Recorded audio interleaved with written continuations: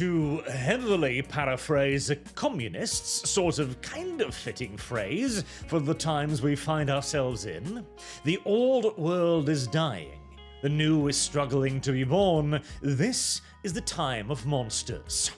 Now, luckily, we're talking about entertainment, rather than, the struggle that would cause a mild disagreement that involved the entire world, which the original quote refers to. But the time of monsters is nevertheless upon us, as we've been talking about for quite some time on this channel, but it is very clear that our side is in the ascendancy. That does not, however, mean that we've won yet, as the monsters still remain, as demonstrated by the Prince of Persia Sands of Time remake, who recently had a leak, literally yesterday, which Ubisoft was swift to wipe off the internet because it was not a very flattering leak, shall we say. With character design, well, these are the originals and these are the new, straight out of 2020, where you have a female character that you sort of naturally squint at, because she's not outright studiously hideous, she's not a literal bridge troll, but neither is she attractive in any definable way. She is made by a person with a massive crew of advisors and lawyers and other ne'er-do-well idiots hanging over his shoulder going, no, not too attractive, you'll piss off the feminists, but not too hideous, you'll get us dragged on social media. An idiotic position as, well, either one of those are gonna happen regardless of what you try to do here, as this is of course your little female side character. And yeah, she's taken a rather big downgrade, with quite a few screenshots now having emerged, both of the prince himself, that has suffered colour gradients in the sub-Saharan direction of the Persian Empire. And your female sidekick too has taken a rather severe downgrade in the looks department. This is pretty common now, and it is emblematic of the day that we currently find ourselves in, where there are indications that we are beginning to turn in the correct direction. Dispatch, for example, demonstrated that it actually understood superheroes in a way that both DC and Marvel have seemingly forgotten for a very long time now. A lost art seemingly only available in manga form these days, although it is yet to be proven whether Dispatch was an actual genuine success based on firm fundaments or a fluke. And for every interview I read with the developers and the writers of Dispatch, I lean more and more towards the fluke theory. But anyways, we are still going to get 2020 nonsense, though there is an argument in defense of this, not in the design, but this is apparently 2-year-old footage, allegedly, not from Ubisoft, but from a fan account. 2 years old recording concept phase placeholder models. Now that is not standard practice, mind you, as he say here. That is standard practice to have placeholder models, etc. Not really. To some degree, yes. To this degree, no. As he also points out that this is the concept art of your side character. Now, here's the thing. Concept art is not the end point, as he say here. This was what I suspect to look like at the end of development. No. That's not how concept art works. Concept art is how you develop a character during the developmental phase. That does not necessarily indicate neither a start or an end point, but for somebody to start with this, a very attractive female character, downright hot in fact, with excellent clothing, excellent costume, excellent bow, a fantastic face, and end up with this, yeah, no. That doesn't really happen.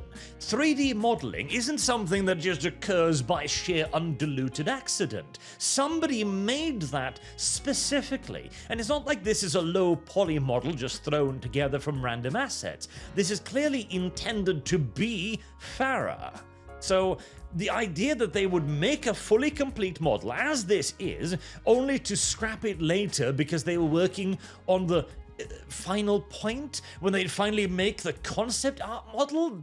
No, that's not really how this works. So I understand the argument that this might be old stuff, and God willing, it might be, but is it likely? Has it ever happened before? Have we ever been positively surprised? Not really, no. If indeed ever. And it's not like this is an isolated incident either.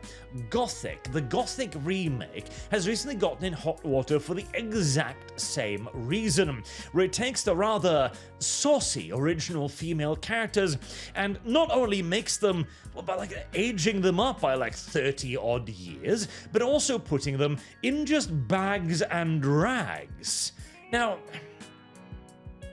you could make an argument, perhaps if they're going to make them more fully fleshed out companion characters, that they could have some sort of an equipment system, and that's why they're in bags and rags here, because the player too is in rags, and so it's the starting point of the game. Theoretically possible, but that wouldn't explain the faces then.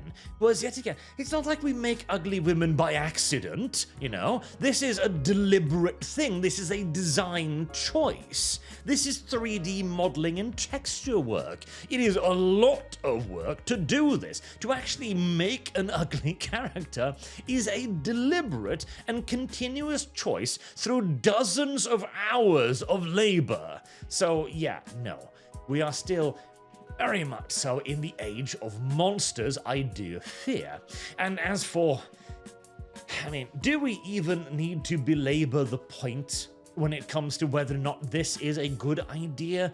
I don't really think we do, but in case any companies out there were still confused, Stellar Blade, one of the most successful PC launches in AAA single package history as a PlayStation exclusive there.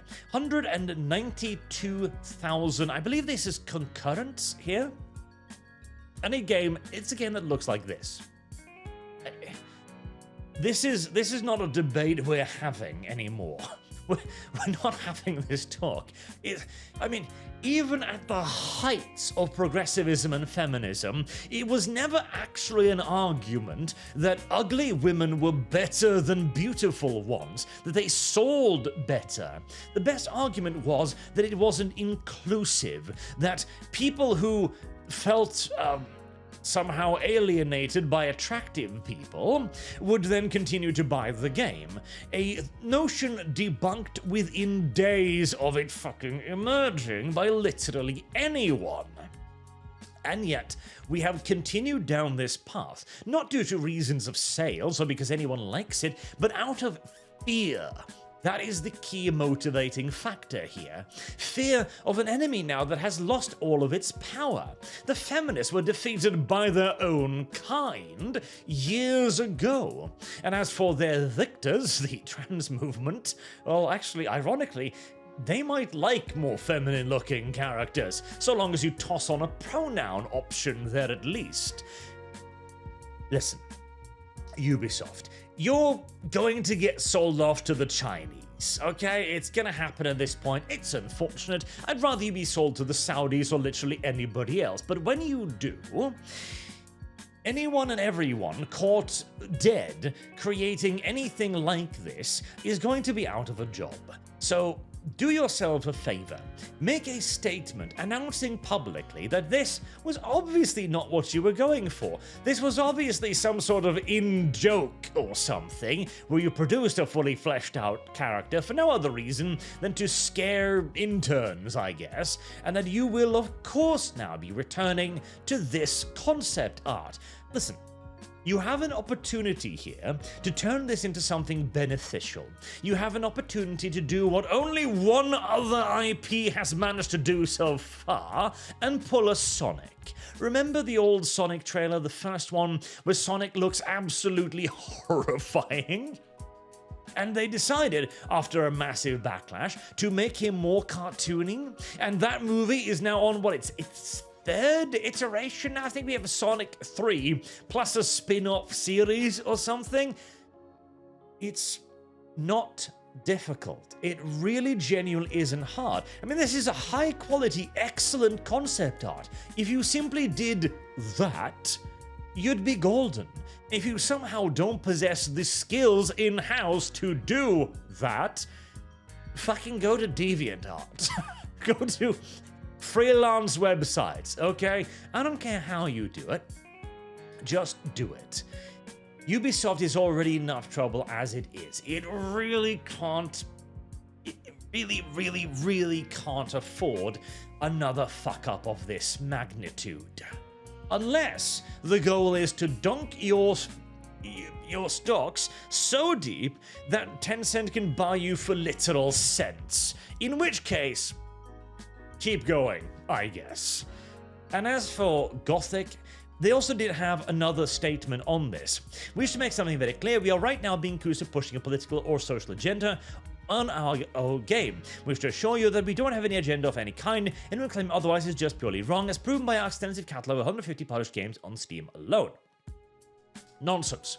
Absolute nonsense. The fact that you do not understand why this is political, the fact that you have somehow managed to remain utterly ignorant of the greatest political conversation in the last 60, 70 years is not our fault.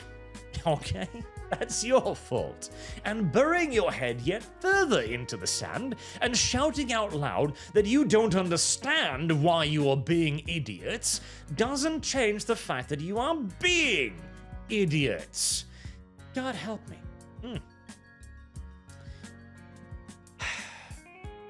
We know this is political.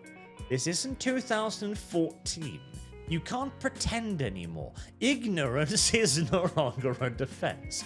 Ignorance hasn't been a defense for about 5 to 6 years. So, please, I'd rather see a good Gothic remaster as well, as Gothic genuinely was an intriguing counterpoint to the Elder Scrolls of the time, and God knows that we are going to need an alternative, seeing as the next Elder Scrolls is apparently still half a decade away.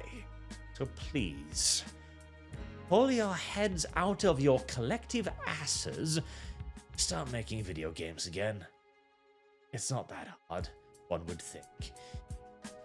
Until next time, I've been Arch. Thank you very much for listening. I do hope to see you all again soon. Have a good day.